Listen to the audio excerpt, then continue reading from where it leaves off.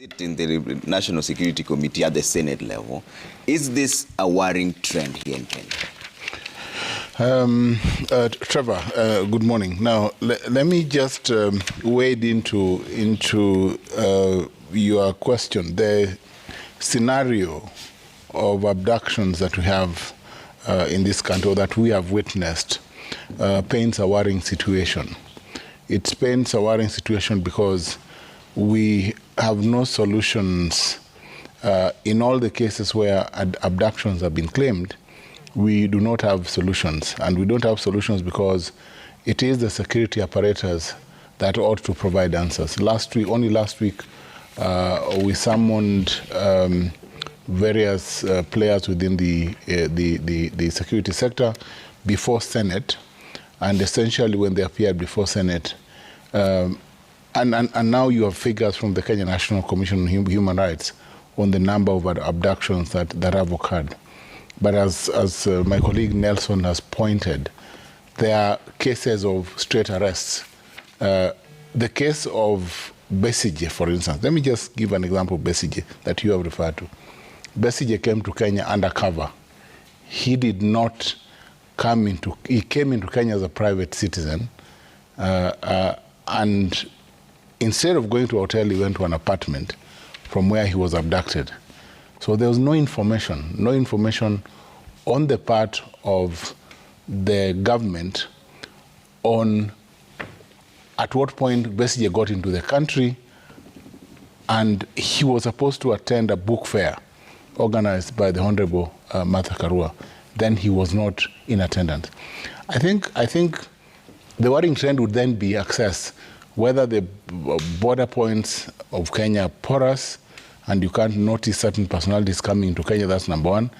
But number two, in as much as we are the Turkish situation where the international law principle of non-refoulement was raised. You know, when a citizen moves to another country, they expect to be in that safe haven, unless, of course, the international terrorists, where the universality doctrine then applies.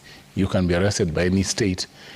But ordinarily, a citizen of another country should not be taken back to their country of origin if they fear for their life. But in the case of Besigye, it's interesting that as soon as hue and cry was raised over his arrest, he appeared before a court in Uganda. He's actually facing charges. So he was taken out of Kenya illegally, but he's facing a legal process in Uganda, which I think stemmed from whatever he did before he came into Kenya. So I think it's hazy. Yeah. And then there's also clear information that he was apparently abducted not by Kenyans, but by Ugandans, by individuals who came into Kenya armed and took him out of Kenya. Isn't that a problem in itself? Because you say the government itself did not know that he was here. But if foreign nationals and foreign security operators know that he's here, come and pick him from here, isn't that a failure on the side of government? I think it also goes to the entire framework of the Treaty for the Establishment of the East African Community in 1999, and the peace and security aspects, and of course regional, or what you say, international crime within East Africa. Whether, therefore, Besigye, having committed a crime within Uganda, came to Kenya to hide from the long arm of the law. So those are issues that need to be there. So I think it's also a regional question, not just for Kenya, but also for the East African community. How do we treat individuals who commit crimes within the region? Can you, for instance, commit crime in Kenya, move to Uganda or to Southern Sudan for protection? And how should countries then treat you? So this is a delicate issue within the framework of the treaty. Okay. But I think, Trevor, going forward, I think there are solutions on this. One, we have a very, very proactive and responsible IG Kanja, who is a very good friend and who, I'll tell you, has brought some fresh breath of air into the force. Now, we need to manage these abductions. We need to know what arms undertake these abductions.